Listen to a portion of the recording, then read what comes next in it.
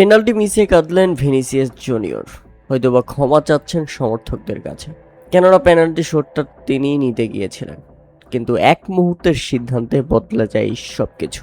নিজ হাতেই তিনি বল তুলে দিয়েছিলেন ব্রাজিলের মিডফিল্ডার ব্রুনো গিমারাইসের হাতে, কিন্তু সেখান থেকে গোল করতে পুরোপুরি ব্যর্থ হন ব্রুনো গিমারাইস।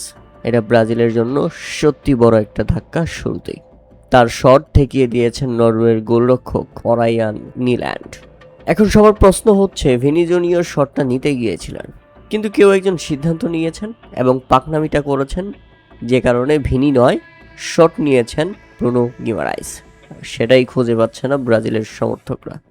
এটা চরম ভুল সিদ্ধান্ত ছিল ব্রাজিলের জন্য, আর সেখানেই মনে হয় হেরে গেল ব্রাজিল।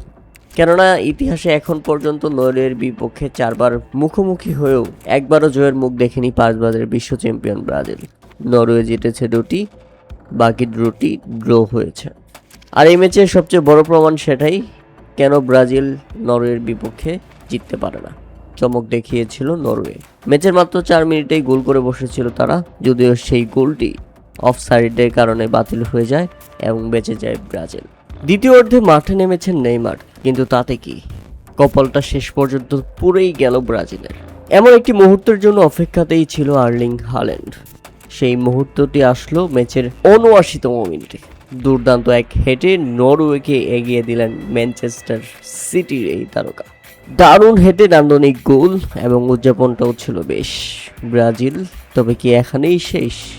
এবং বলতে না বলতেই আরও একটি গোল, হ্যাঁ, হাল্যান্ডের জোড়া গোল। ম্যাচের বাকি ছিল মাত্র কয়েক মিনিট, আর সেখানেই রীতিমতো খেই হারিয়ে ফেলল ব্রাজিল। ম্যাচের একদম ৯০তম মিনিটে নিজের দ্বিতীয় গোলটি করলেন আর্লিং হাল্যান্ড। তাতে ব্রাজিলের হার একদম নিশ্চিত এবং কোয়ার্টার ফাইনালে নরওয়ে। এভাবে ব্রাজিল বাদ পড়বে, এভাবে ব্রাজিল বিদায় নিবে, সেটা কল্পনার বাইরে ছিল। তাতে ইতিহাস বদলাতে পারলো না 5 বারের চ্যাম্পিয়নরা। নরওয়ের বিপক্ষে 5 বারের দেখাও জয় মিলল না তাদের, বিদায় নিতে হলো তাদের কাছে হেরেই। এবং শেষ পর্যন্ত আরেকটা পেনাল্টি পায় ব্রাজিল, তবে একবার সেখান থেকে গোল করেছেন ব্রাজিলিয়ান তারকা ফুটবলার নেইমার জুনিয়র। তাতে প্রথম পেনাল্টি মিসেই আসলে কপাল পড়ল ব্রাজিলের, এবং শেষ পর্যন্ত ব্রাজিল হেরে গেল 2-1 গোলের ব্যবধানে। প্রথম পেনাল্টি যদি ভিনিসিয়াস জুনিয়র নিত এবং গোলটা করে দিত, তাহলে শেষ পর্যন্ত গোল সমতায় আমরা পেনাল্টি শুটআউট দেখতে পারতাম এবং এ ম্যাচের ভাগ্য বদলেও যেতে পারত। কিন্তু এটা সত্যি দুঃখজনক ব্যাপার ব্রাজিলের জন্য, এটা সত্যি দুঃখজনক ব্যাপার সেলেসাওদের জন্য।